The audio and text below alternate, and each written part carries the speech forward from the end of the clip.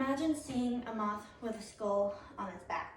Now, throughout history, people have connected this moth to witches, bad omens, and even death itself. If that sounds familiar, you might recognize it from the movie The Silence of the Lambs, but this is not just a creepy piece of folklore. It's a real insect called the death-headed hawk moth. Today I'm going to tell you all about some unique physical features, some really unique physical abilities, and the cultural myths behind it. Let's look first into the physical features. This is one of the largest moths. It's located in Europe with a wingspan of about 5 inches long. Can get to about, not all of them are about 5 inches long, but can get to about 5 inches long. For reference, this is it compared to an adult hand. Now, according to the Butterfly Conservation Trust, the moth gets its eerie name from the skull on the back of its thorax, which is just below the head on its back, right here. Its coloring is dark with shades of brown and black, but also has bold yellow stripes. It's kind of funny. It's contradicting back and forth. On one hand, the brown and black helps it blend into the shadows throughout the day, but the bright yellow and the skull make it stand out. In fact, it is one of the most recognizable moths in the whole world. But the death-headed hawk moth isn't just known for its appearance. It's also known for its fascinating abilities. One of the incredible things about this moth is its ability to sneak into beehives. Whenever most insects try to get into a beehive, the bees will swarm and sting it to death. But the death-headed hawk moth has been able to find a way around this. It has created a way to create sound that sounds exactly like the queen bee of the hive. According to a study published by Nature Wissenschaften by Kirchner and Richard, it creates a sound through vibrations, which trick the bees into thinking it belongs there. This way it's able to sneak in and steal the honey, which is its favorite food. But not only this, another remarkable ability it is able to do is create a squeaking sound when threatened. Most moths are incapable of creating any kind of sound, but the death-headed hawk moth forces air through its proboscis, which is the long feeding tube that it eats nectar from, and is able to create a loud, high-pitched squeak whenever it is threatened. According to a study published in Etymology in 2015, the squeak is most likely a defense mechanism that startles predators whenever it feels threatened.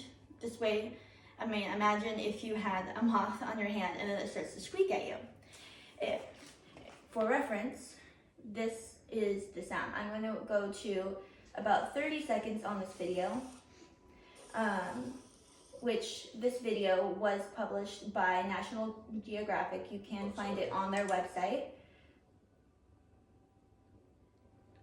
And you can also see another reference of it with its hand.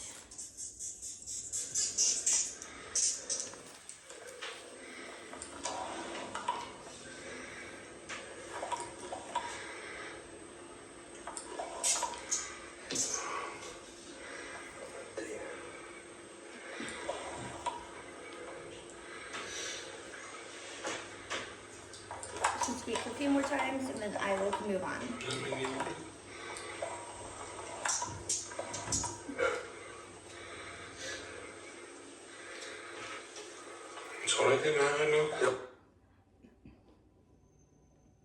Now,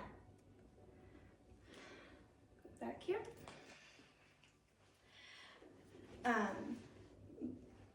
have lost my place. 1 second, I'm so sorry guys. I'm probably gonna cut this part out of the video, but what's more interesting or not more interesting, what is also interesting in addition to its physical features as well as its abilities is the cultural significance that it's had throughout the history. Because of the skull pattern on its back, the death's head hawk moth is commonly associated with death. It carries heavy symbolism. In Europe, especially in the 18th and 19th century, people saw it as an omen of illness, death, and bad luck. As bad luck, illness, and death in the household. It was also believed that witches would use these moths as messengers, or that they carried the souls of the dead. And even though these are just myths, the moth's reputation has lasted for centuries. You can even see it appear in literature, art, and pop culture today. A great example of this is in Silence of the Lambs, where they use this moth as a symbol for transitions and death. This shows just how much power humans have put on such a small insect, creating it to something to be larger than life. Today we have explored the death-headed hawk moth in 3 ways: its striking physical features, its unique physical abilities, and the culture and mythical stories that come with it. What at first glance might look like a creepy bug is actually a clever insect adapting to nature around it. So next time you see a moth fluttering around your porch light, you might think it might just be a mysterious insect with a skull on its back and a squeak in its throat. And that is the end. Thank you. I might need to do that again because I messed up